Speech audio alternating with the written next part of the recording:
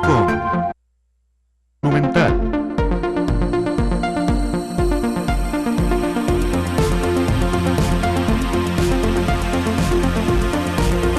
Me toque el dial porque usted está de mañana con Monumental.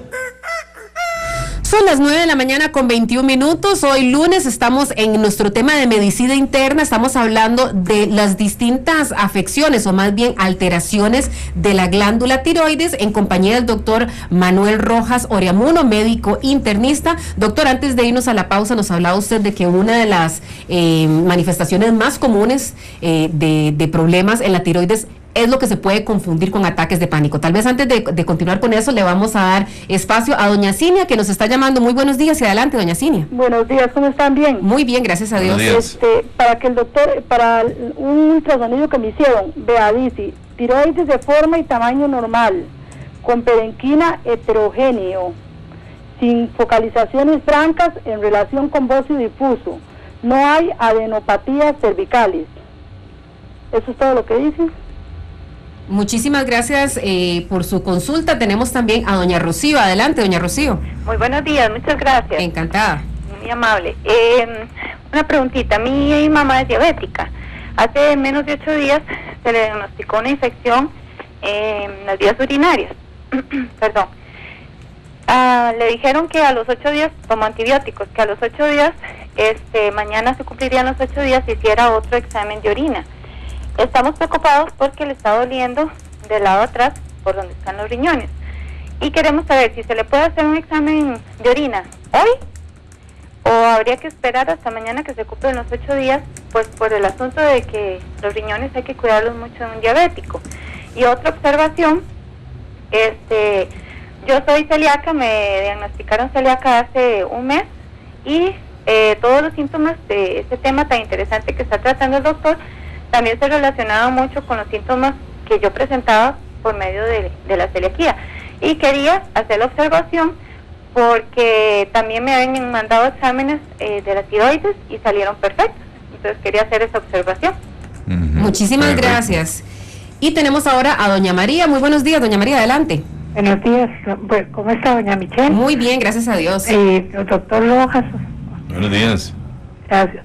Doctor Rojas, quería preguntarle, fíjese que yo el 3 de mayo de este año fui a consulta con un médico y yo le comenté que yo tenía la lengua, que yo no hacía saliva y que tenía los ojos muy secos y los oídos también y la lengua la tenía como un cartón y se me ha bajado mucho la encía. Y yo siempre me he cuidado mucho los dientes y resulta que de un momento a otro empecé a tener caries. Entonces, cuando yo le dije eso al doctor, él me dijo, me mandó un papel donde dijo que había que descartar Sjögren se pronuncia. Sjögren. Entonces, fíjese, doctor, que yo estoy bastante alarmada porque él no me dijo que quién me estaba viendo. Y le digo yo, doctor, me están viendo en hematología para descartar mi linfoma. Yo lo que quería preguntarle, doctor, específicamente es que si ese Sjögren hay reversión, si puede haber reversión o porque estoy sin saliva, la lengua como un cartón y me mandaron unos exámenes, me mandaron varios exámenes, nitrógeno ureico, creatinina sérica, proteínas totales, factor reumático, pero yo lo que quería preguntarle, doctor, es ¿qué hago con la saliva, la falta de saliva y eso?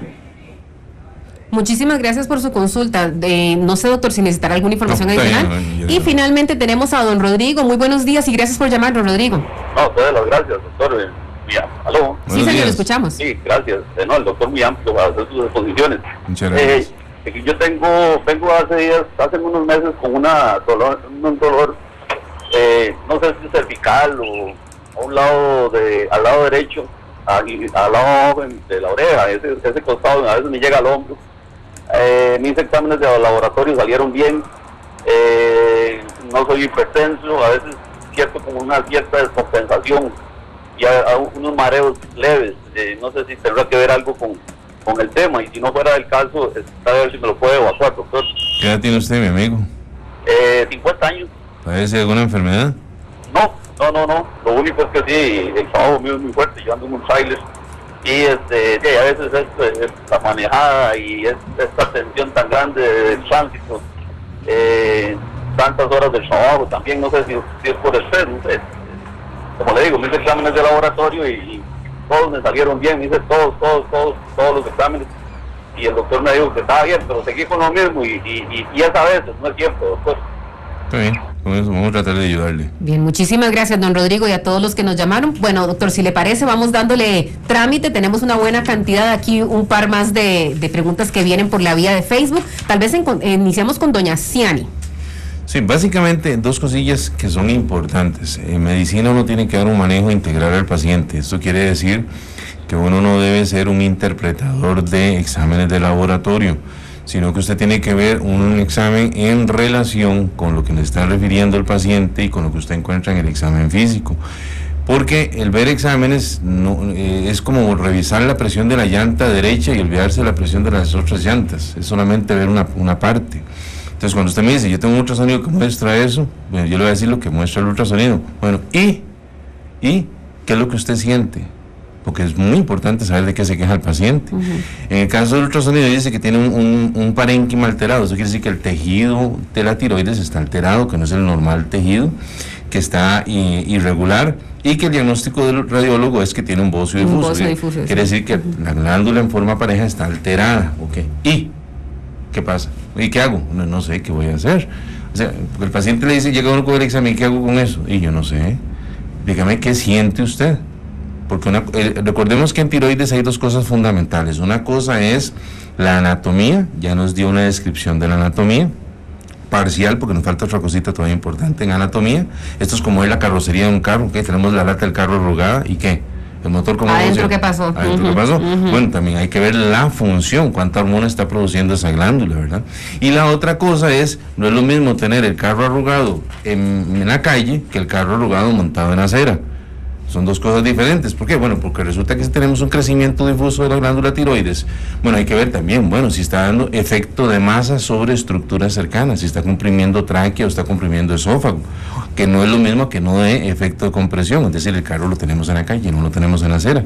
Ve que interesante, porque una circunstancia benigna puede ser molesta desde el punto de vista de compresión por estructuras, es decir, de efecto de masa. Y después viene la parte de la sintomatología, o sea, no solamente lo que nos dice el ultrasonido, sino que el paciente que siente, no, yo no siento nada, me encontraron el examen por un examen físico. Bueno, eso es una cosa totalmente diferente. Que el paciente le diga, no, yo tengo taquicardia, tengo palpitaciones, o al otro extremo, estoy lento, cansado. Eso puede en ese caso cambiar el abordaje que se le indudablemente cambia el abordaje. Por eso es que en medicina uno no puede ser un interpretador de exámenes. Usted tiene que ser una persona que maneje en forma integral. ¿Qué es lo más importante? Lo que le dice usted al paciente, o saber oír al paciente. Después de saberlo oír, usted lo interroga, bueno, para más o menos tener un esquema diagnóstico. Luego hace un buen examen físico y luego se apoya en los exámenes de laboratorio, pero no que empiece de atrás para adelante. Bien, tenemos también la consulta, ya les decimos, de doña Rocío, dice del caso de su mamá particularmente. Ya nos hablaba, la mamá fue a consulta.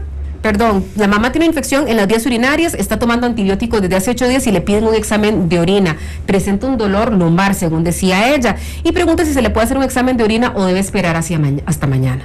Bueno, básicamente aquí hay dos cositas importantes. El paciente diabético tiene una mayor tendencia a hacer infecciones urinarias y es una causa de descompensación de los niveles de glucosa en los pacientes diabéticos. Entonces, pues deben ser tratados siempre en forma oportuna. Si le dieron un tratamiento, pero ella sigue con sintomatología, pues lo lógico sería hacer un examen de control. Ve que interesante, no siempre que duele a nivel de espalda son los riñones. Perfectamente puede tener un desgaste en la columna, perfectamente puede tener sobrepeso, puede tener una contractura muscular, un montón de circunstancias, pero típicamente la gente le duele atrás y dice que son los riñones. Y vea qué interesante, cuando hablamos de infección del tracto urinario, todo el sistema urinario empieza en los riñones, pero el 90% de las infecciones son a nivel de vejiga. Los riñones están bien. que es un concepto que hay que explicarle a la gente. Riñones están bien, el problema suyo viene a ser usualmente a nivel de vejiga, una cistitis o cosas por el estilo, aunque existen también infecciones urinarias altas, que son como la pielonefritis, glomerulonefritis, que son ya infecciones más serias, todavía más serias que una infección a nivel de vejiga. Entonces siempre hay que tratar de ubicar a dónde. En un examen de orina el médico puede ubicarse más o menos, dependiendo del hallazgo que uno puede encontrar en un examen de orina, puede ubicarse a ver si la infección anda arriba o anda abajo, porque ya hay unas cosas que uno puede ver en el examen de orina, la presencia de glomérulos, la presencia de otras cosas, o la presencia de proteína, lo orientan a uno hacia daño de más bien a nivel de riñón más que a nivel de vejiga.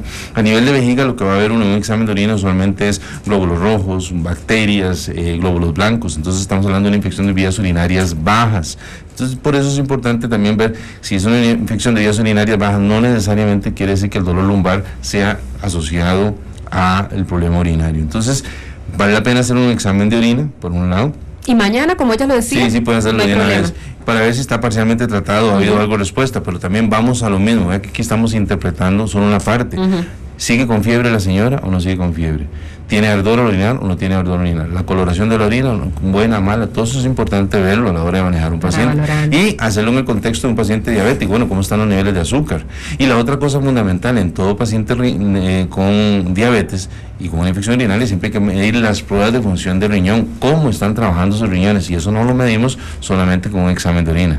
Doctor, si le parece, vamos a hacer una breve pausa comercial. Vamos a dejar pendientes las consultas de doña María y de don Rodrigo y dos más que tenemos vía Facebook. Y sé que hay cualquier cantidad de gente que está intentando llamar para hacer sus consultas. Hacemos una breve pausa comercial y tratamos de darles trámite y atenderlos. Ya regresamos.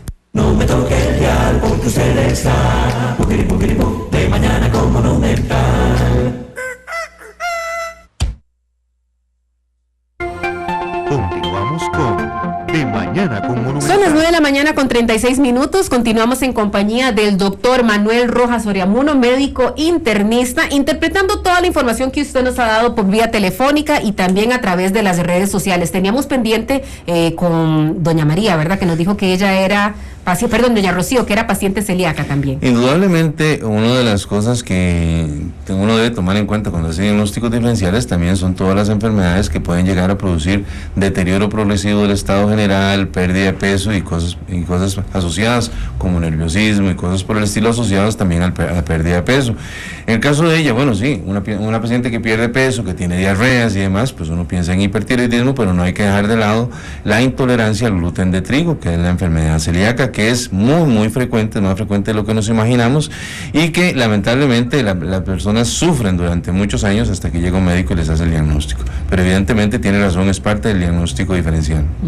Tenemos ahora a doña María, dice que fue a consulta pero que no produce saliva, tiene resequedad en la lengua y los ojos y se le ha bajado la encía, nos decía. Está teniendo problemas en las caries y que están en el proceso de descartar si tiene la enfermedad de, no la puedo pronunciar. Sjögren. Ajá, y que están descartando si tiene un linfoma en el caso de hematología. Y ella pregunta si la enfermedad de Sjögren es reversible o no, por Dios. Bueno, el síndrome de Sjögren es un síndrome asociado a otras cosas, pero se llama síndrome, porque no es propiamente dicho una entidad por sí sola. Y se le llama también queratoconjuntivitis seca, tiene resequedad de las conjuntivas, tiene disminución de las lágrimas, tiene disminución de la salivación, resequedad de mucosas en general, y que se asocia a otras enfermedades de fondo, donde típicamente están lo que se llaman las colagenopatías, que son las enfermedades que afectan el tejido colágeno, que es uno que está en las articulaciones, es decir, se puede ver mucho asociado a enfermedades reumáticas.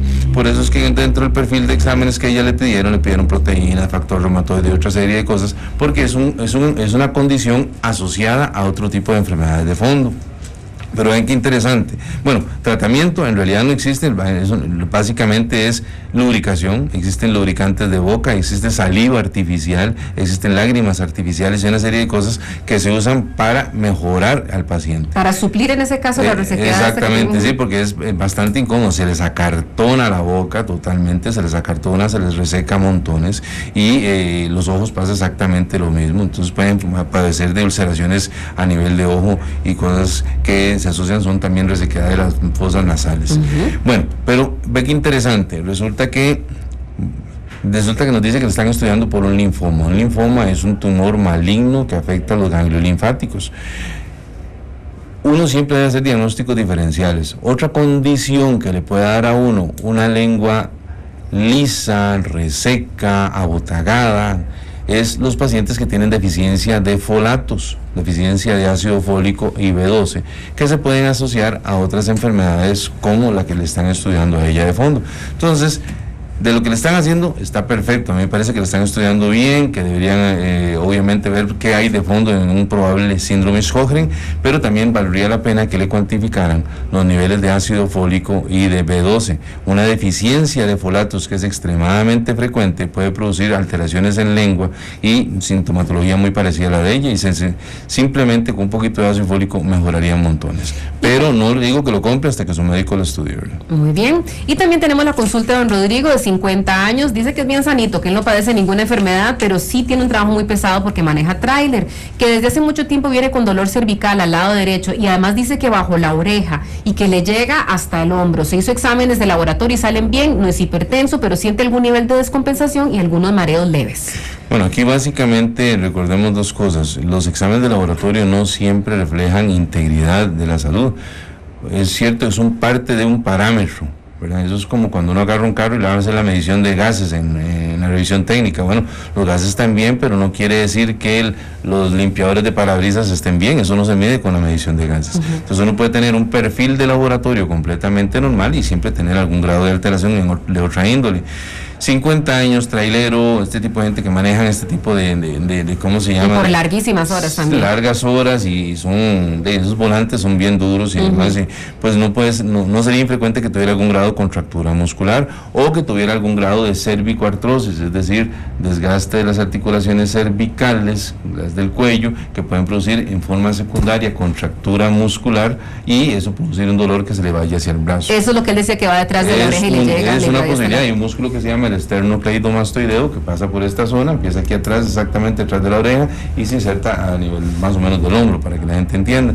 Bueno, una contractura del esternocleidomastoideo le podría dar una sintomatología muy parecida y puede ser asociado a cuestiones de tipo laboral. Una buena recomendación, doctor, ¿para dónde podría ir don Rodrigo para, tratar de salir de dudas de todo esto que él está padeciendo en este momento? Pues yo diría que donde su médico de cabecera o de un ortopedista, para que descarte alguna lesión de esa índole, y si él encuentra algún grado de cervicoartrosis o de compromiso que no sea quirúrgico, pues probablemente lo refiera a fisioterapia, y con fisioterapia mejora montones. Ok, ahora vamos a entrar a varias de las consultas que tenemos vía Facebook. Sonia Valerín dice: buenos días, ¿podría explicarme qué es una tiroiditis crónica de Hashimoto en fase avanzada? Muchas gracias.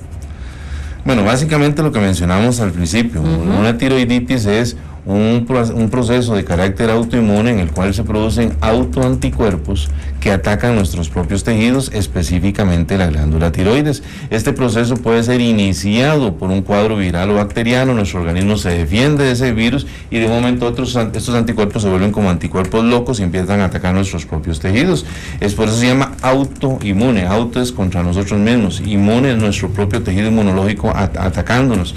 Entonces, una tiroiditis, tenemos una inflamación de la glándula tiroides en la cual nuestros propios anticuerpos atacan la glándula tiroides, y que en la etapa inicial se manifiesta por un hipertiroidismo, que es un exceso de producción de hormona tiroidea, y que posteriormente esta glándula va a quedar deformada, va a quedar destruida, va a quedar generalmente sin producir hormonas, y típicamente el paciente con una tiroiditis inicia con un estado de hipertiroidismo y posteriormente, cuando se apaga el proceso, queda con una glándula deformada no productora de hormonas, que sería un hipotiroidismo secundario a una tiroiditis.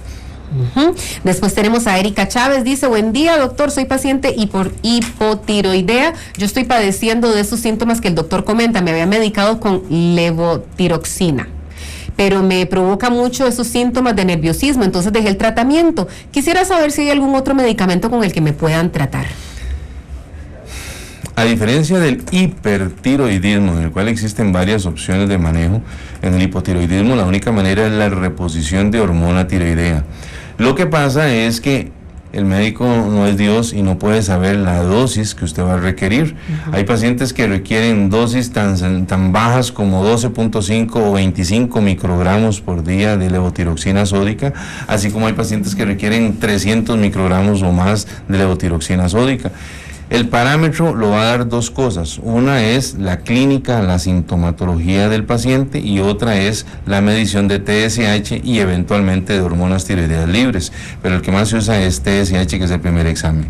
Lógicamente, pueden existir lo que se llaman hipertiroidismos iatrogénicos. ¿Qué quiere decir esto? Bueno, que un paciente hipotiroideo, llega doña Michelle, hipotiroidea, y yo le digo, le voy a dar 200 microgramos, y con suerte la paso de hipo a hiper, porque le estoy metiendo mucha hormona, y entonces vira al otro extremo, en el cual yo le estoy provocando el hipertiroidismo sin querer, obviamente, es porque la mediqué más de la cuenta, entonces tengo que empezar a bajar las dosis. Puede ser el caso de ella que tal vez haya sido sobremedicada, no con intención, eso se llama hipertiroidismo iatrogénico, y entonces el médico, de acuerdo a la clínica del paciente, de acuerdo a los niveles de TSH o de hormonas tiroideas libres, readecua la dosis. Para buscar ese equilibrio. Exactamente, buscar el equilibrio y que no tenga la sintomatología de ninguno de los dos extremos. Perfecto. Don Andrés Conejo nos consulta. Buenos días, soy una persona que conozco empezó a tomar levotiroxina, muchas gracias, para bajar de peso, a pesar de que tenía en el TSH en 1,2.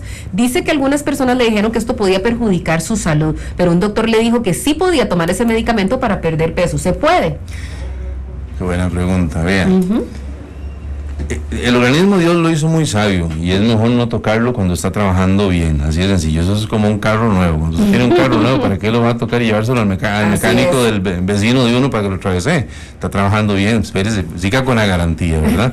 Bueno, resulta que hay gente que le gusta manipular el organismo, y entonces si yo estoy produciendo una cantidad adecuada de hormona tiroidea que se documenta por ausencia de síntomas y por tener un TSH normal, yo le empiezo a meter hormona tiroidea, le quiero producir entonces un hipertiroidismo iatrogénico, el que le dimos, o sea, es el médico el que está provocando el hipertiroidismo. Entonces lo que estoy buscando con el hipertiroidismo se puede dar la pérdida de peso porque estoy acelerando el metabolismo, pero tengo que pagar los efectos secundarios de eso. ¿Y cuáles son los efectos secundarios? Todos los efectos eventuales de un hipertiroidismo: la taquicardia, las palpitaciones, el susto, el miedo, los probables ataques de pánico derivados de la sobremedicación con hormona tiroidea. Doctor, y el hecho de que uno intervenga en esos niveles en un propósito como este, como es bajar de peso, puede tener efectos posteriores y de largo plazo. Sí, indudablemente hay dos cosas interesantes. La hormona tiroidea no solamente acelera el metabolismo, incrementa frecuencia cardíaca y puede ser proarritmogénico, es decir, puede favorecer arritmias inclusive. En pacientes de edad avanzada inclusive puede favorecer claudicación cardíaca, puede favorecer insuficiencia cardíaca. Y el uso crónico de hormona tiroidea, sea por estas causas o por otras causas, también la hormona tiroidea favorece, otra cosa importante, favorece la osteoporosis, la reabsorción de calcio de hueso, en el que el paciente que recibe hormona tiroidea, uno siempre tiene que estar monitorizando el eventual desarrollo de osteoporosis. Entonces, medicarse con hormona tiroidea es como acelerar, como meter el acelerador al carro con unos fines que no son los adecuados. Estamos sobre revolucionando nuestro organismo y podemos tener efectos adversos serios. De hecho, que también muchos suplementos que usan en algunos disque gimnasios para perder peso llevan hormonas tiroideas. Hay que tener mucho cuidado con hormonas tiroideas por el riesgo de arritmias cardíacas. Magnífico, eso es un magnífico tema, doctor, porque nuevamente un propósito que no es finalmente médico, sino cuidado hasta estético, si se quisiera, ¿verdad? Podríamos hablar un día de eso, de claro todos los que son esteroides y todo eso. Claro que sí. Vamos a hacer una breve pausa comercial y ya regresamos para evacuar las otras consultas que teníamos vía Facebook. Son las 9:48 a.m. y estamos en compañía del doctor Manuel Rojas Oreamuno en nuestro segmento de medicina interna. No me toque el dial porque usted está de mañana con Monumental. Continuamos con De Mañana con Monumental.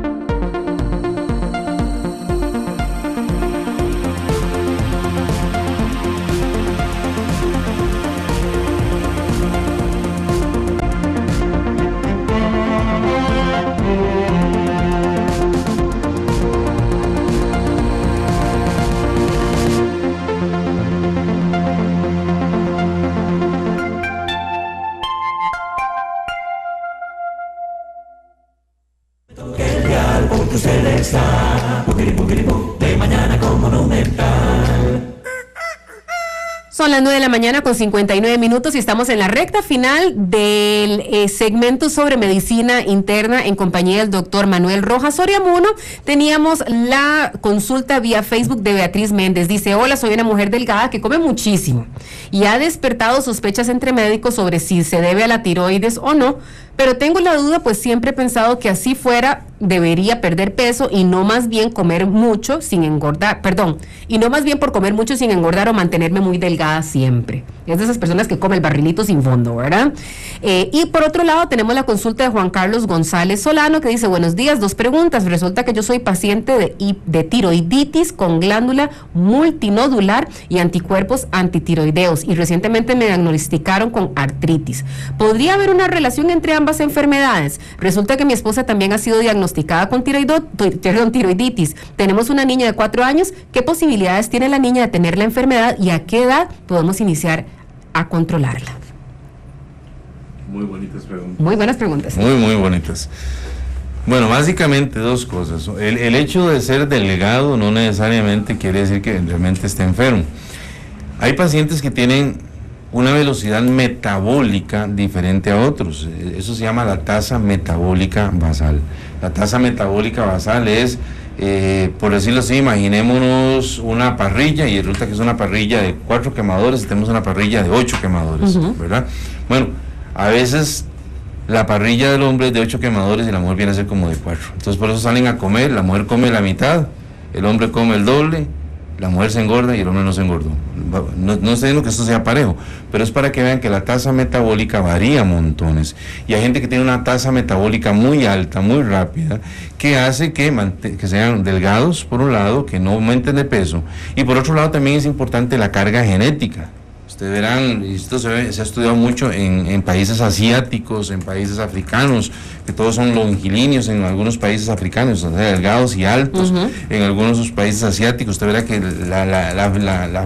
¿cómo se llama? El físico de los asiáticos son pequeñitos, raramente son gorditos, son delgados. Bueno, porque hay una carga genética para eso. Y entonces, puede ser que ya reste primero una carga genética, y esto también es interesante, existen genes que predisponen a que una persona sea obesa y también existen genes que predisponen a que una persona sea genéticamente, valga la redundancia, delgada. Empecemos con eso. La otra es la tasa metabólica y el principal parámetro son 2 cosas. Uno, cómo se siente la persona desde el punto de vista clínico. Yo me siento bien, no siento nada, gloria a Dios, perfecto. 2, un parámetro nutricional en el laboratorio que uno se lo puede hacer, donde uno va a medir proteínas, donde va a medir hematocrito, donde va a medir calcio, donde va a medir un montón de factores que uno mide para valorar nutrición, entre ellos también colesterol y triglicéridos. Entonces, cuando uno valora todos los parámetros de carácter nutricional y están normales, la persona no tiene síntomas, la persona es delgada, siempre se ha mantenido, el peso está estable, eso es un paciente sano y eso es su contextura. No hay que pensar que sea un problema que esté hormonalmente mal, siempre hay que estudiarlos. Lo que le llama la atención son las variaciones de peso hacia arriba o hacia abajo. Y además que sean súbitas esos cambios. Exactamente. Entonces, en el caso de yo estaría tranquilo. Y don Juan Carlos, 2 cositas interesantísimas.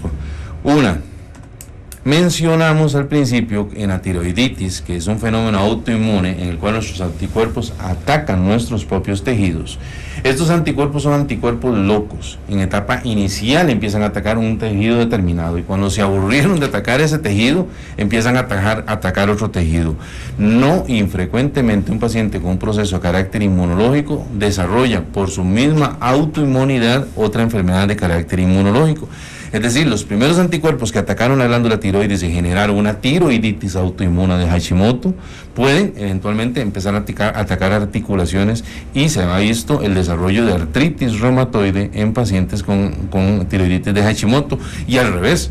Pacientes que empiezan con una artritis reumatoide también pueden terminar teniendo afectación de la glándula tiroides y el desarrollo de otras enfermedades de carácter autoinmune. Entonces siempre uno tiene que estar ojo al Cristo, no solamente ver la glándula cada cierto tiempo, ver si hay, y siempre que uno ve al paciente, preguntarle por otra sintomatología, alteraciones en piel, alteraciones en articulaciones, dolores articulares, porque hay cosas que se pueden derivar por los mismos anticuerpos locos que están atacando nuestros tejidos. Por eso es que él tiene anticuerpos positivos. Ya le documentaron que tiene anticuerpos y esos anticuerpos no son selectivos 100%, entonces él puede eventualmente desarrollar artritis reumatoide. Interesantemente, los problemas tiroideos también se dan en familias, y el que la esposa tenga y que él tenga, pues obviamente implica que hay un riesgo eventual de que la niña pueda tener algún problema tiroideo. No necesariamente.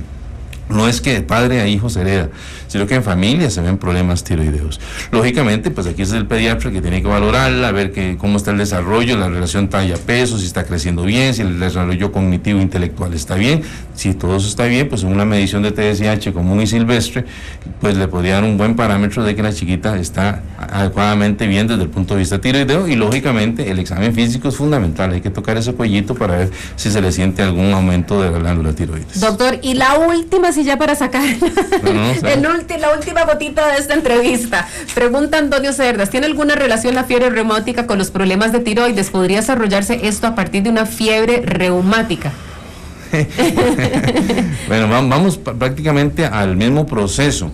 Vea que la fiebre reumática, que dicho sea de paso, hubo un sobrediagnóstico de fiebre reumática. Antes, a todo paciente que tenía calentura y dolor de hueso, le decían que tenía fiebre reumática.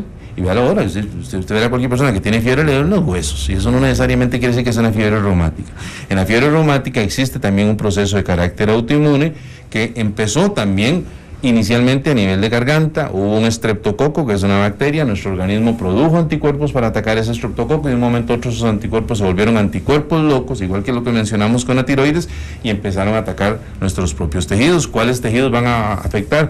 Fundamentalmente tejido cardíaco. Las válvulas cardíacas pueden ser afectadas por excelencia. Un paciente con una fiebre reumática también puede producir fallo de riñón, y está íntimamente entrelazada con el resto de enfermedades autoinmunes. Entonces, un paciente con una fiebre reumática, pues siempre también hay que estar con ojo avisor, con ojo preventor, buscando el desarrollo eventual de otras enfermedades autoinmunes. Bien, agradecerle inmensamente al doctor. Hoy le sacamos todo el millaje del universo a este tema del hiper e hipotiroidismo. Doctor, muchísimas gracias por haber estado con nosotros en esta hora. La semana entrante, por supuesto, que de la mano del doctor Rojas Ceramuno, otro interesante tema de su interés. ¿Se ha imaginado usted ser abuelo o abuela? Es algo que a lo mejor más de uno espera ser. Doctor, ¿usted es abuelo? Felicidades, felicidades. Pero ¿qué pasa si esos nietos llegan muy temprano, cuando resulta que los papás de esos nietos son adolescentes? ¿Cómo tomaríamos nosotros esa noticia? ¿Cómo nos prepararíamos? De eso vamos a hablar junto con Rafael Ramos y con Rodrigo Romo, ambos psicólogos, precisamente en nuestro segmento de psicología, al volver de esta pausa.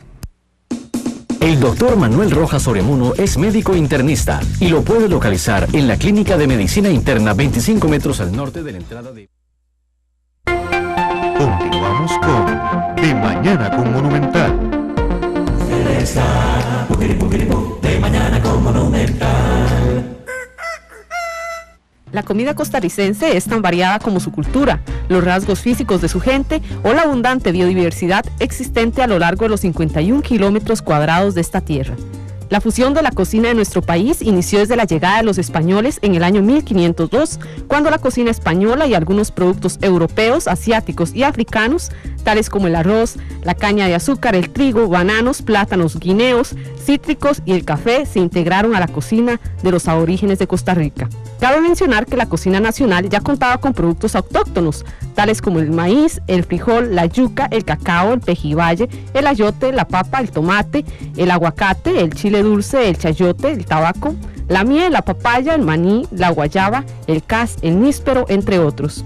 Así las cosas, la gastronomía tica se fue moldeando en diversas regiones de Costa Rica, con la influencia de variables como el clima y la región. Es por ello que existen elementos característicos en la gastronomía de algunos sectores del país, tal y como lo comenta el chef Asdrúbal Tenorio. Por ejemplo, en Guanacaste uno de sus ricos sabores, sazonar al final con una cucharadita de grasa de cerdo, le da un gusto esencial, único, que ningún otro plato lo va a alcanzar. Y en las demás provincias, por ejemplo, Punta Arenas con sus mariscos.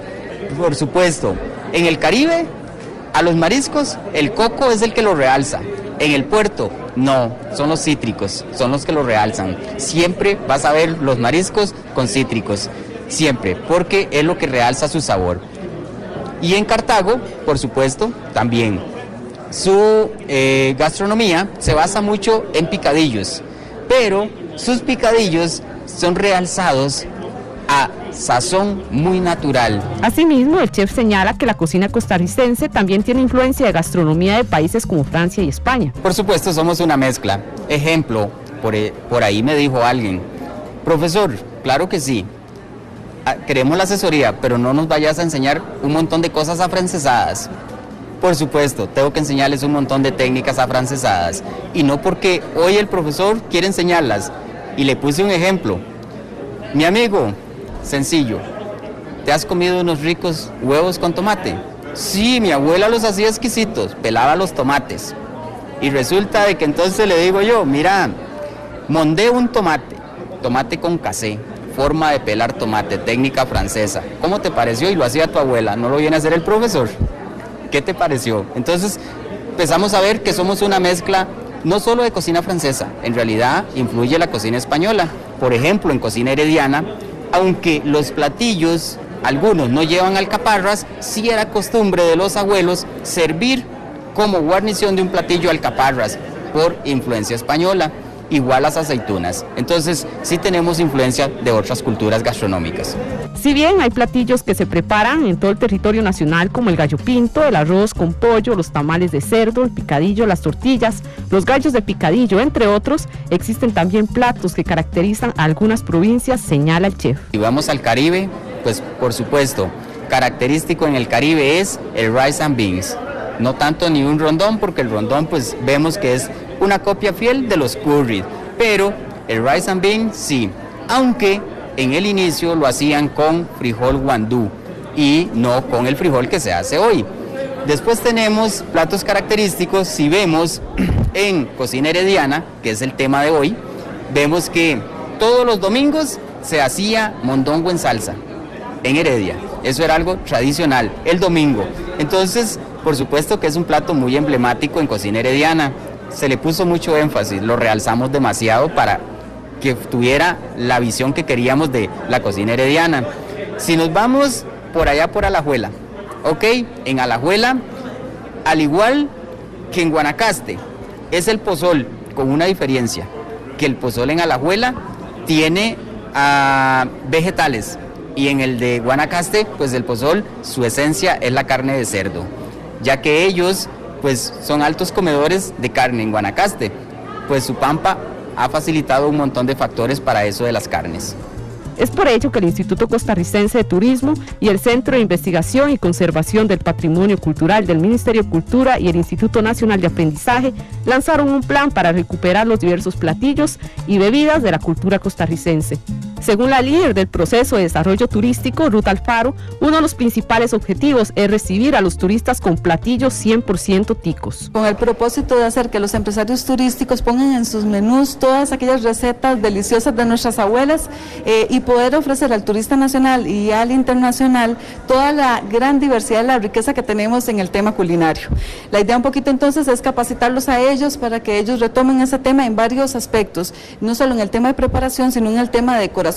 El programa busca capacitar a cerca de 220 chefs y 200 bartenders durante este año en todo el territorio nacional, por medio de 10 talleres en diversas zonas del país, indicó Alfaro. Pero se van a hacer cursos, bueno, aquí en San José, en Santa Cruz en Guanacaste, en Papagayo, en Santa Teresa en Punta Arenas, en Manuel Antonio, en Sarchí, en el área occidente de Alajuela, en Sarapiquí, en Pérez Celedón, en Dominical, y se va a hacer uno específico para turismo rural, trayendo empresitas de turismo rural que tenemos por todo el país. Anteriormente, en el 2011, el INA capacitó a 441 trabajadores gastronómicos a fin de dar opciones variadas de comida costarricense a los turistas que frecuentan restaurantes y hoteles nacionales.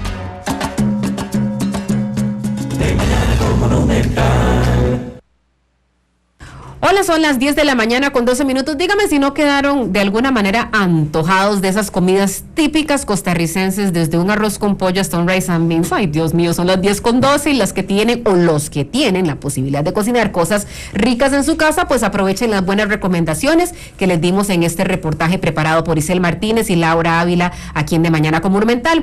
Y bueno, les decíamos antes de entrar en este tema que ¿cómo tomarían ustedes esa noticia de voy a ser abuelos? Y cuidado, esa noticia, voy a ser abuelo, es cuando ni siquiera he salido de soy papá y soy mamá, porque precisamente quien está teniendo a ese nieto es un adolescente. ¿Cómo tomaría usted esa noticia, que puede ser particularmente fuerte en el núcleo familiar, puede devenir, si no se maneja de manera apropiada, en conflictos, por supuesto? ¿O cómo podríamos hacer para darle apoyo a esa personita que viene, a su papá y a su mamá, que sí son adolescentes y son personas jóvenes? Y es que en Costa Rica más de 13,000 embarazos se dan cada año entre muchachos y muchachas que están en la adolescencia. De eso vamos a hablar el día de hoy en nuestro segmento de psicología, en compañía del doctor Rafael Ramos y también de Ivania Calvo, quien es psicóloga. Muchísimas gracias a ambos por estar con nosotros el día de hoy. Rafael, para comenzar, nos sueltan la noticia rajatabla. Ojalá que estemos en la rutina de todos los santos días, administrando los problemas de todos los días, los retos de todos los días, y sobreviene una noticia que le cambia profundamente la dinámica a la familia, y es que un nieto, una nieta viene en camino, pero quien va a ser papá o mamá de ese nietecito es un adolescente. ¿Cómo tomamos esa noticia? Bueno, normalmente muy mal, ¿verdad? Normalmente muy mal porque voy a partir de un principio, ¿verdad? Uno como hijo no piensa que los papás tienen sexo. Y uno como papá no piensa que los hijos puedan tener sexo.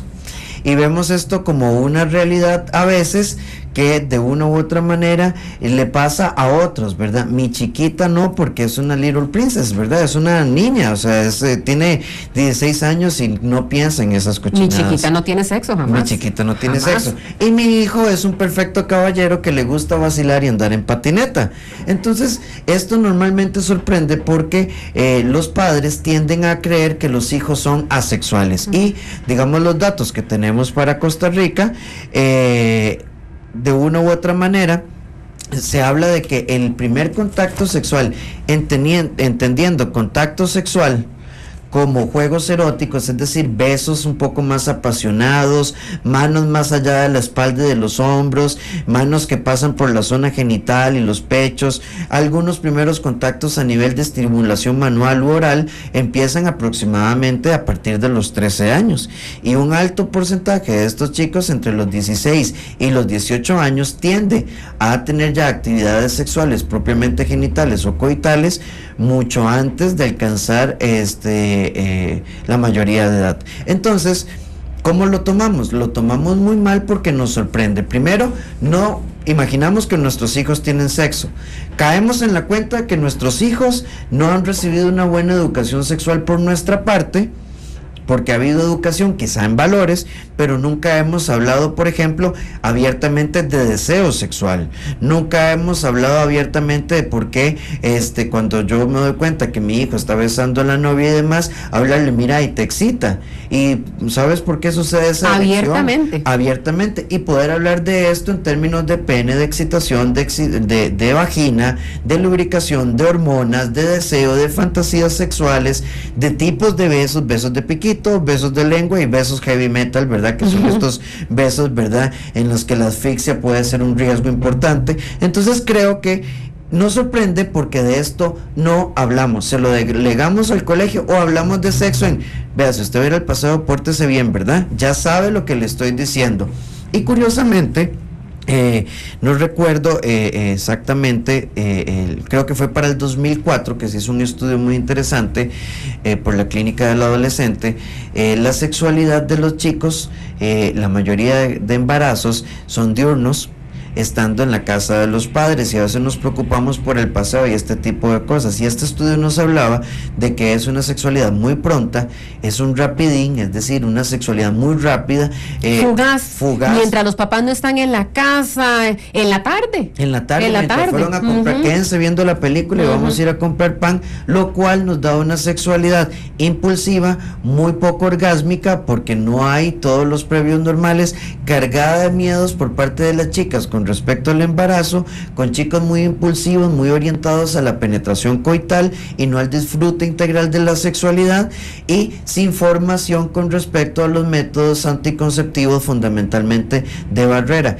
Y Michelle, si nos sorprende todavía más, por ejemplo, si una chica tiene 12, 13, 14, 15 años, que sus papás les digan, bueno, como ya te estás transformando en mujer, vamos a ponerte la inyección, el grupo de inyecciones para la prevención del papiloma humano. Jamás, porque si le damos esas ideas, es darle permiso que vaya a tener sexo. Ahora, Ivania, finalmente, Rafa da en el clavo, ¿verdad? Y ha sido tal vez la incapacidad, y perdón papás que hable, porque yo también soy mamá, muchas veces de nosotros de hablar con nuestros hijos abiertamente de temas sobre la sexualidad. De hecho, que escuché, y esto fue un testimonio de una persona que conozco, es que yo no pensé que fuera a quedar embarazada, no ve que fue como que lo metió pero lo sacó rapidísimo. Ese jueguito, nuevamente, ese riesgo que finalmente se materializó en un embarazo, de alguna manera u otra lo que está poniendo de manifiesto es que los papás no estamos haciendo la tarea en cuanto a preparar a nuestros hijos de las ventajas, pero también de los grandes riesgos que conlleva una iniciación sexual temprana. ¿A qué le tenemos miedo a los padres que tal vez no entramos con estos temas? Definitivamente al embarazo. Al embarazo es lo que le tienen miedo los padres, y que es justamente lo que sucede en muchas adolescentes. Inclusive en un 90% de las adolescentes que quedan embarazadas no tenían idea de las consecuencias. Inconscientemente o un poco conscientemente sabrán que van a quedar embarazadas, pero no lo tienen ahí. No es algo como una consecuencia que ellas tengan. Simplemente están pensando en mi papá me va a regañar porque llegué tarde, o en otras implicaciones, pero no tanto en el quedar embarazadas. Entonces, si nos volvemos al tema que estaba comentando Rafa, que hay una falta de comunicación sexual dentro de las escuelas, dentro de los papás, dentro de los mismos jóvenes, que a veces se dan consejos inapropiados. Recordemos que la sexualidad va de la mano con la madurez. Entonces no es tanto que le digamos a los chicos, ¿verdad? No al sexo, sino ocupamos una madurez física, ¿verdad? Una madurez emocional y una madurez espiritual. Entonces, conforme uno les pueda explicar esto a los chicos, decir, bueno, no es solo sentir físicamente, sino también es sentir emocionalmente. Y también hay un sentimiento de espiritualidad de lo que está pasando con esta persona. Si los chicos llegaran a comprender esto, y los padres llegáramos a comprender esto y que los chicos lo entiendan, no nos va a dar miedo hablar de sexo con nuestros hijos. Pero eso es lo que nos da miedo. Jamás, como decía Rafa, no podemos hablarles de un anticonceptivo porque les estamos diciendo, bueno, me voy, doy la vuelta, media vuelta, y ya están teniendo relaciones sexuales. Todo esto para dejar muy claro, papá, si hemos sido muy insistentes en De Mañana con el Mundo Mental, ustedes se habrán dado cuenta que hemos sido de alguna manera u otra reiterativos en este tema. ¿Por qué? Si estamos hablando de 13,000 embarazos al año, que son entre padres y madres adolescentes, hay un tema que estamos desatendiendo como papás y como mamás y como sociedad. Por ello es que queremos siempre ser insistentes en ese tema. Vamos a hacer una breve pausa comercial. Estamos hablando junto con Ivania Calvo y Rafael Ramos, ambos psicólogos, sobre mi hijo y mi hija adolescente van a ser padres. ¿Cómo puedo manejar la situación? Ya regresamos.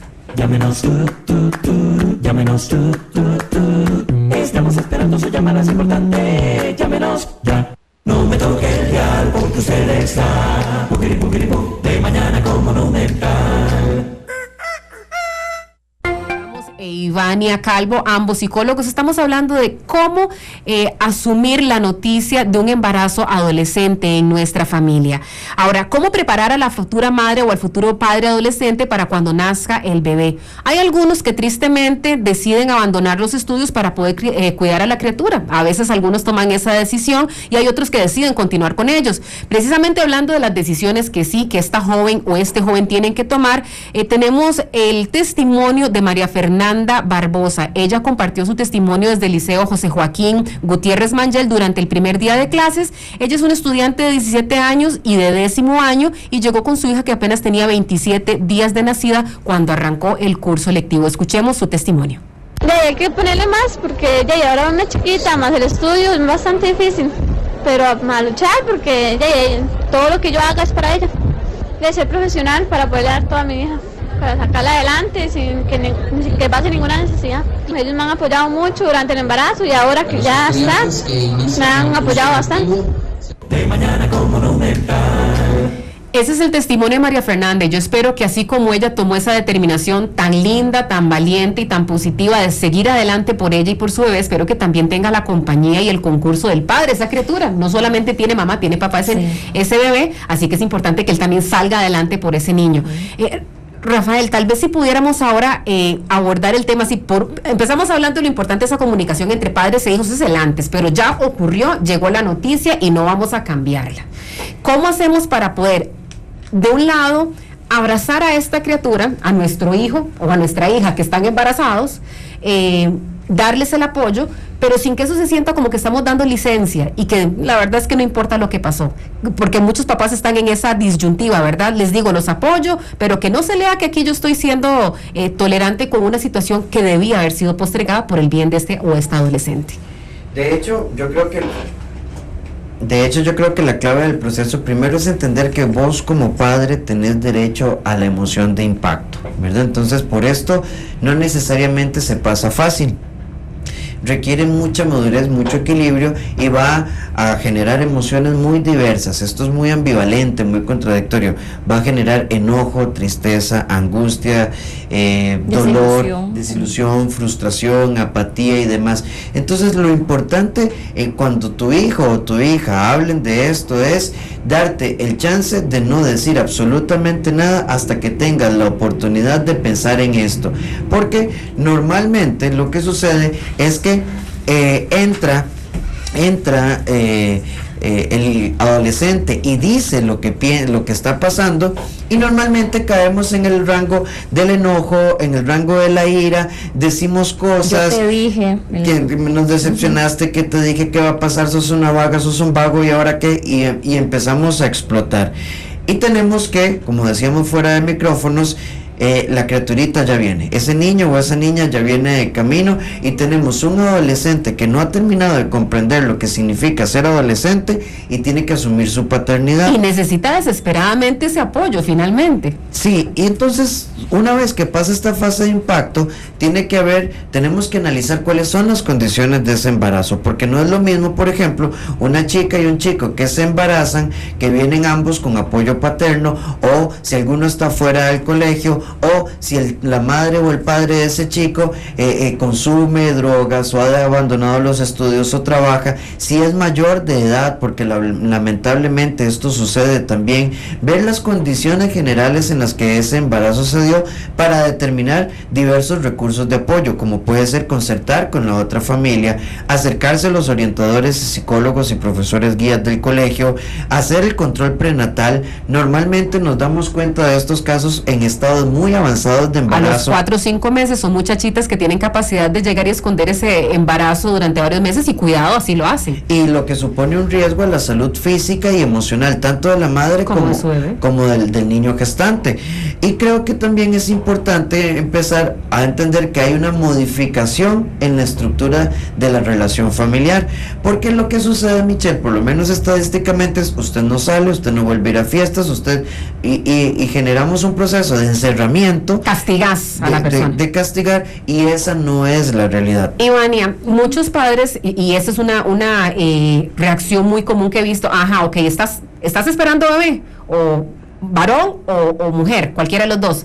Bueno, la verdad es que no vuelves a salir, eso que decís, y a esta muchacha o a este muchacho no lo volvés a ver. ¿Cómo tendríamos que reaccionar más bien en ese proceso? ¿Acercamos a esa pareja? Están las condiciones de las que hablaba Rafael, pero ¿qué es lo adecuado? Nos damos cuenta que estás embarazada o embarazado, estás esperando este bebé. ¿Es bueno incorporar a la pareja o más bien retirarlo? ¿Qué se debería hacer? Bueno, muchos padres muy enojados en el caso de las chicas, ¿verdad? Ellos no quieren volver a ver a este chico, inclusive le echan la culpa, ¿verdad? Él no te cuidó, fue culpa de ellos, o los papás los suegros, digámoslo así, te alcahuetearon en dejarte solo en la casa. Entonces hay un sentimiento de culpa de los padres, a veces de echarle la culpa a los terceros siempre. A esas personas. Sin embargo, entre esta adolescente, en el caso de la mujer, ¿verdad?, que estamos hablando, entre más ayuda tenga de parte también del hombre, o sea, el papá y la familia paterna, le va a ayudar más todavía. Sin embargo, hay que tener presente en este caso, bueno, si fue un caso de abuso, ¿verdad? O fue una persona mayor, o definitivamente esta persona no se quiere hacer responsable de ninguna forma, ¿verdad? Y está agrediendo a la chica. Entonces, habrá que tener en cuenta todos estos factores. Sin embargo, entre la medida de lo posible, lo ideal es que él esté también involucrado en todo el proceso de cuidado, tanto de las visitas médicas y una parte también económica. y del cuido mucho, ¿verdad? Que a veces yo sé que los primeros entre 3 y 6 meses la mujer tiene que estar mucho con el niño por la parte de la alimentación. Entonces aquí el padre muchas veces pues dice, bueno, es que no puedo estar yo con el bebé, entonces tratar de alguna forma de involucrar a esta persona al cuido también. Hemos hablado de la reacción de lo que potencialmente nosotros, los papás o mamás, podríamos llegar y decir, pero si nos está escuchando en este momento una muchacha o un muchacho que a lo mejor están aterrados de tener que ir a decirles a sus papás o a la abuela o al abuelo que los cuida, mira, viene un bebé en camino, ¿qué le decís vos, Rafael, a este muchacho o a esta muchacha para tomar la decisión de ir a comunicar la noticia y cómo debería comunicarla? Bueno, lo primero es que tenés que reconocer que estás aterrado y que estás en pánico y tenés mucho miedo. Porque le hemos dado una connotación al embarazo adolescente como algo muy malo. Ok, es algo que no deseamos, que no esperamos y que no es el mejor momento porque no hay madurez económica, no hay madurez afectiva, no hay independencia económica y demás. Pero lo importante acá es que si tienes dificultad, busques un adulto responsable de tu confianza que pueda ser puente y mediador en este proceso. Pensemos en un tío, en un abuelo, una tía, un profesor, un orientador, el sacerdote, el pastor de tu comunidad. Siempre es bueno buscar un mediador. Un puente que pueda llegar en ese caso a papá o mamá o a esta persona a la que le tengo que comunicar. Exacto, y que además permita contener un poco a los papás en esa primera reacción, que puede ser una reacción de enojo, puede ser una reacción depresiva, puede ser una reacción donde no hay reacción, ¿verdad? Donde los papás quedan como congelados. Entonces se necesita puentear este proceso. Y una vez que se haya pasado esta primera etapa, pienso que es sumamente importante que a partir de aquí tiene que haber toda una dinámica de diálogo y concertación familiar constante y frecuente, porque hay cosas que resolver. Hay que determinar el control prenatal, sea a través de la caja o en un medio privado. Hay que concertar con la otra familia para ver cómo se va a manejar el ingreso. Hay que ir pensando en el espacio, las necesidades que va a tener el bebé, pero sobre todo también el adolescente probablemente esté en el colegio y entonces tenemos que desarrollar todos los recursos de apoyo, tanto emocionales como pedagógicos y académicos, para que el embarazo no suponga una ruptura de ese proceso académico, porque retrasar por embarazo el proceso de enseñanza y aprendizaje no es sano. Y recordemos que en nuestra legislación existe ya hoy en día una tendencia importante al apoyo de la madre adolescente, incluso cuando no se hay recursos a través de becas y demás,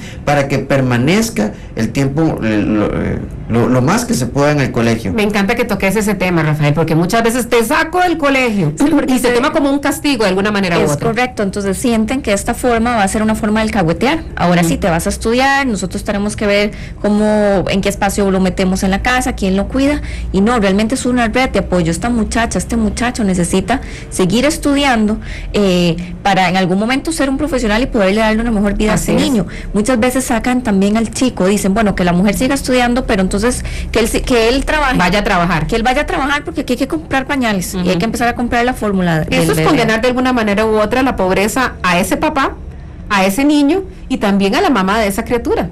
Y es crear una cadena que atrofia el desarrollo integral del niño o de la niña que viene. Si bien es cierto que es complicadísimo y no es fácil, yo siempre he pensado, ¿verdad? Porque lo hemos vivido Iván y yo en muchísimos casos, al final ese bebé le cambia la vida a la gente. De hecho, y hablando de eso, quisiera compartir con ustedes un comentario lindísimo que nos envía Braulio Barquero a través de Facebook. Dice, como en comentario, soy un feliz tío de una sobrinita de 1 mes de edad. Felicidades, Braulio. Sin embargo, mi hermana tuvo 16 años cuando la concibió.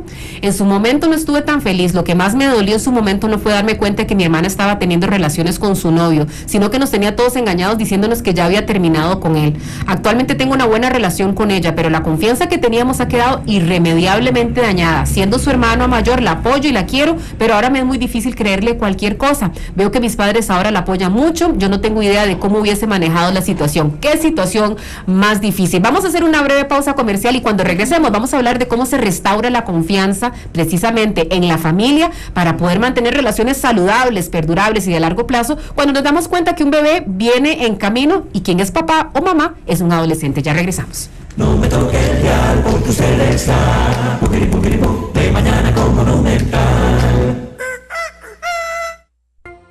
Con 39 minutos estamos en nuestro segmento de psicología hablando de un tema que hemos visto como sociedad crece y es la incidencia del embarazo adolescente, más de 13,000 casos cada año. Rocío Marín vía Facebook nos dice: yo le hablo a mi hija de 19 años que quiero que tenga una sexualidad buena y sana, pero que sea su tiempo, primero que debe tener la responsabilidad de afrontar lo que venga. Y antes de la pausa hablábamos del comentario que nos envió Braulio de cómo de alguna manera u otra él no ha podido restaurar la confianza en su hermana, que cuando concibió a su sobrinita, que ya tiene un mes, tenía 16 años, esta hermana, y que decía: no, yo no tengo relaciones sexuales ni nada.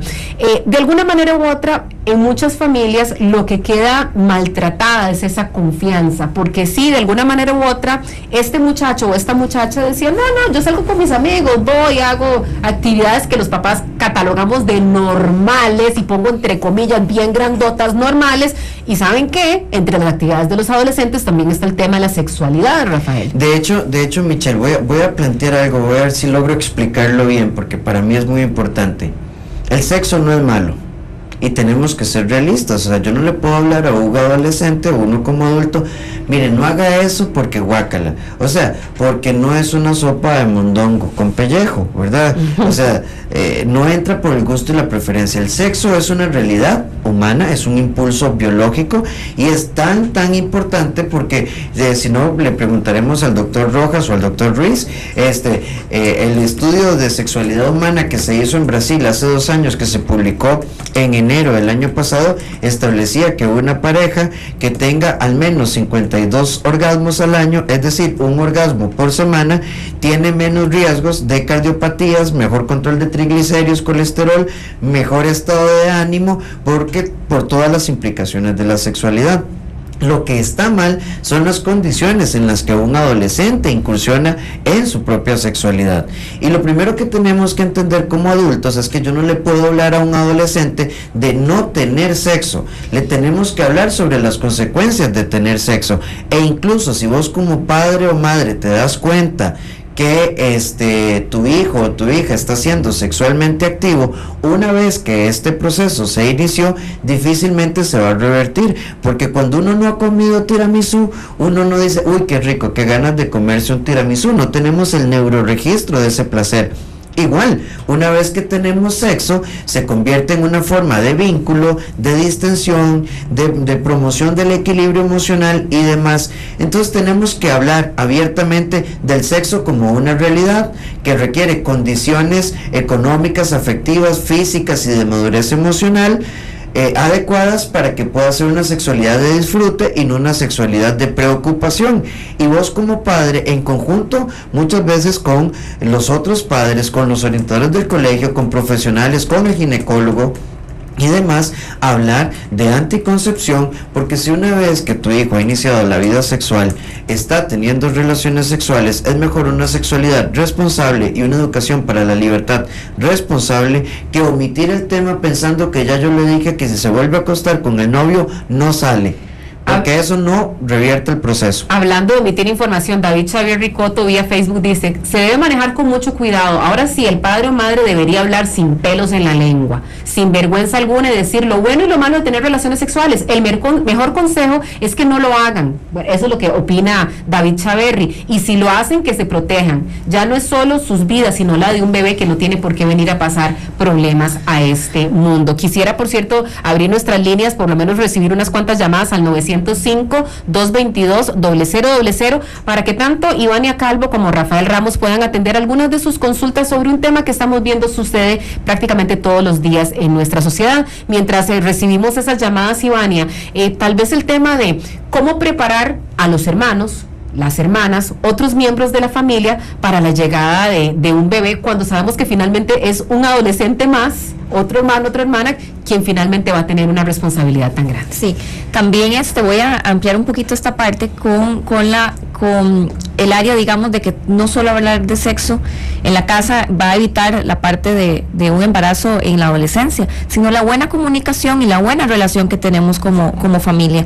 Porque a veces dicen papá, bueno, todos tenemos que hablar de sexo todas las cenas, decirle cuáles son los anticonceptivos, decir darle toda una charla, no, ¿qué hiciste? ¿Cómo te sientes? ¿Con quién saliste? Eso también es parte de una buena comunicación y va a evitar muchas veces que estas chicas y estos chicos cometan estas situaciones. Inclusive, en un, ¿cómo se dice?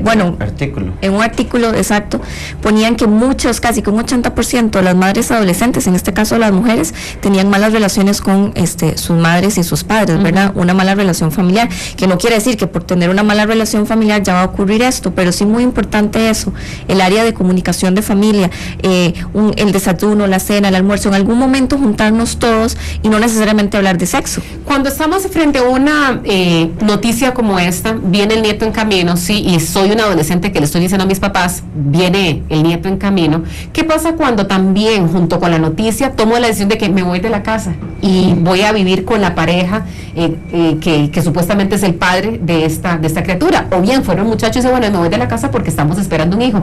Que es un doble shock de alguna manera u otra, Rafael. ¿Cuál previsiblemente debería ser nuestra reacción? ¿Deberíamos decirle, bueno, usted ya es responsable de esta criatura, que Dios lo acompañe? O más bien decirle, no, quédate y te respetamos, pero también te apoyamos. ¿Cuál debería ser nuestra posición como padre?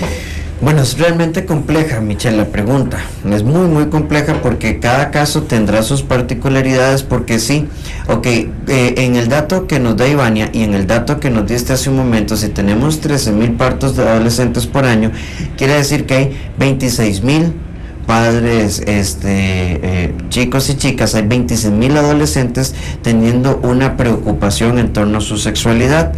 Entonces, hay que valorar las condiciones económicas y yo creo que un padre no debe perder la línea directiva en este proceso. No se trata de que como adolescente me voy porque probablemente quizá tengamos un enamoramiento muy afectivo y no un amor maduro y realista. Entonces, me voy a ir a vivir con él porque la tía de él tiene un cuartito atrás y lo vamos a acomodar y vamos a poner una plantillita y mi amiga me va a regalar unos sartenes, porque el adolescente piensa en vivir la experiencia, pero no se proyecta con agua, luz, recibos, alimentación, no se proyecta. Entonces tiene que haber un primer proceso de contención. No es lárguese ni quédese, es analicemos, sentémonos, veamos cuál es la realidad socioeconómica del muchacho, cuál es el plan económico, si son ayudarlos a poder establecer ese plan económico, a veces ni siquiera saben cómo hacerlo. Exacto, y sobre todo, bueno, voy a dejar botado el colegio, que es la otra reacción. No, detente, bueno, si no quieres regresar al colegio, sí, solo sí, entonces te metemos en un programa de educación abierta y entonces tu hermana, tu tía y yo te vamos a ayudar junto con la abuela y la consuegra a que mientras vos estudias vamos a hacer un plan de apoyo, vamos a hacer un plan de soporte, te vamos a ayudar con las tutorías.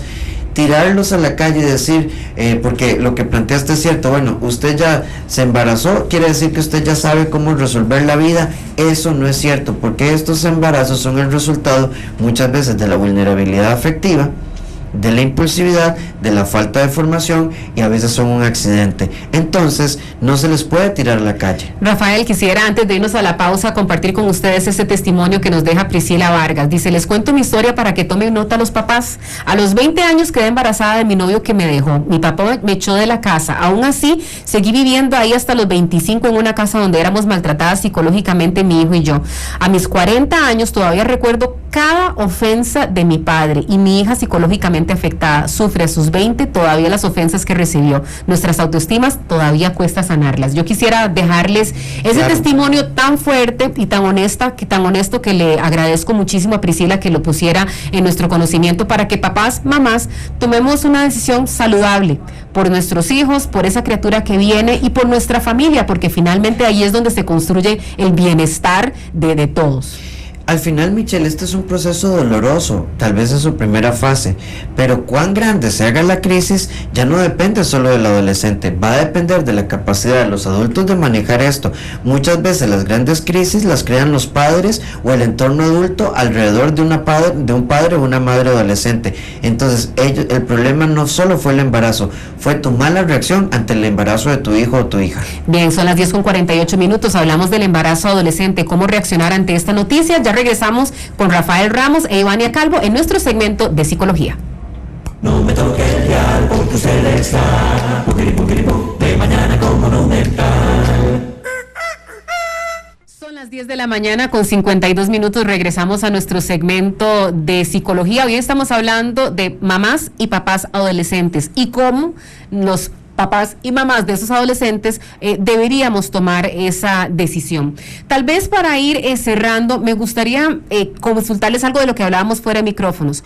Como papá o como mamá de una muchachita adolescente que queda embarazada, yo debería reclamarle a su novio y a la familia de su novio, su pareja, el padre de esta criatura, que brinde apoyo, y cuando digo apoyo me refiero no solo económico, sino apoyo emocional y demás.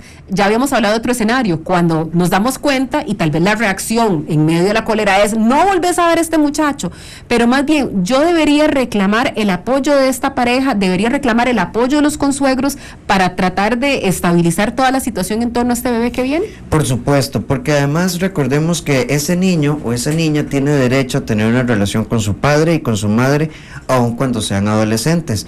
Y ustedes como adultos, como padres, tienen una responsabilidad con su hijo o su hija adolescente. Entonces, el embarazo no nos hace adultos ni nos hace mayores de edad. El ser padres adolescentes no nos madura después de 9 meses. Seguimos siendo adolescentes. Entonces sí, se requiere que haya consistencia legal, que haya consistencia económica. Normalmente la reacción es, bueno, deje ese muchacho y nosotros nos hacemos cargo. Así el muchacho solo puede aportar 5,000 colones por semana. Hay que recibírselos, tiene derecho a las visitas, hay que coordinar con otra familia, tiene que ayudar a bañarlo, a solearlo, sacarlo, ir al súper, hacer compras.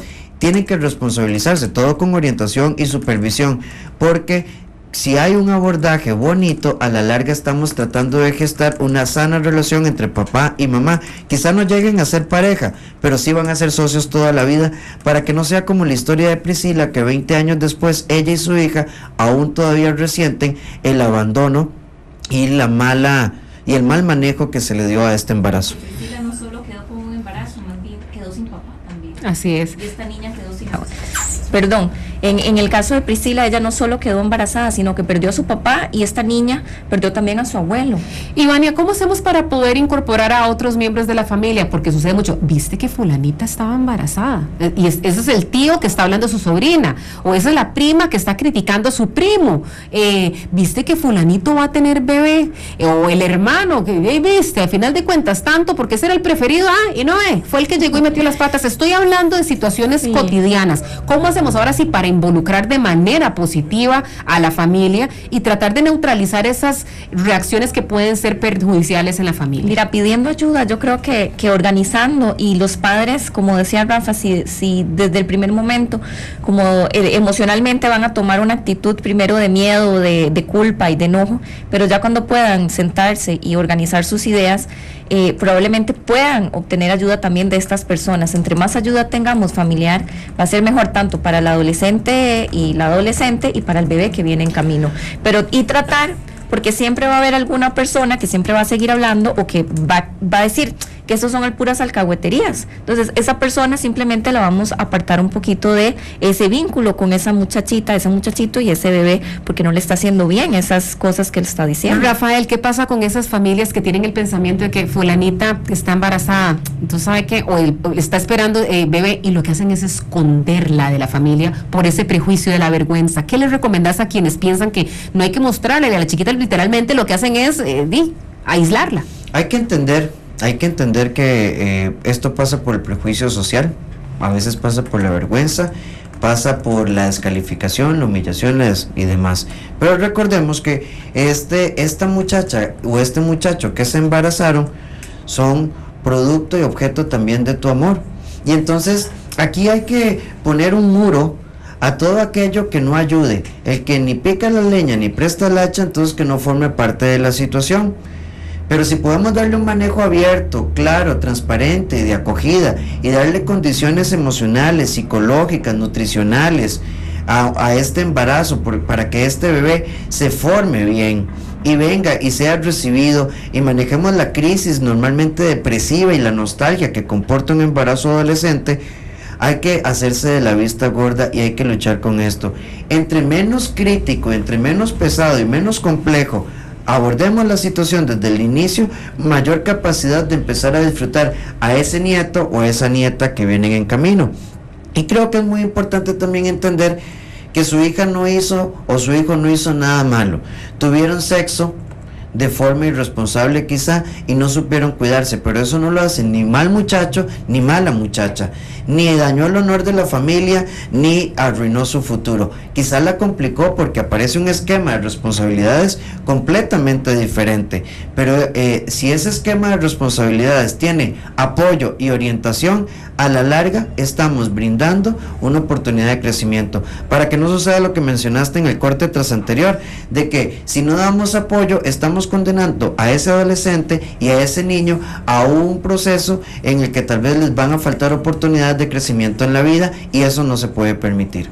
Bien, quisiera agradecer profundamente a Ivania Calvo y a Rafael Ramos, por supuesto Rafael, que ha sido colaborador durante muchísimo tiempo de la revista de Mañana con Monumental, los consejos que nos dan, consejos prácticos para afrontar una situación que sí nos puede ocurrir. No pensemos que esto es algo que le pasa solamente a los demás, es una situación que se da. Empecemos de alguna manera u otra a cultivar el buen hábito de la comunicación con nuestros hijos, eso como punto número 1, pero si ya el bebé viene en camino, también mejoremos esa comunicación, promovamos una relación saludable, sana, positiva, de tal manera que ese bebé se sienta amado, que esa muchacha, ese muchacho que están esperando ese bebé, se sientan amados, se sientan acuerpados, se sientan apoyados. Muchísimas gracias por haber estado con nosotros en De Mañana con Monumental. Vamos a ir a las noticias después de la siguiente pausa, ya regresamos.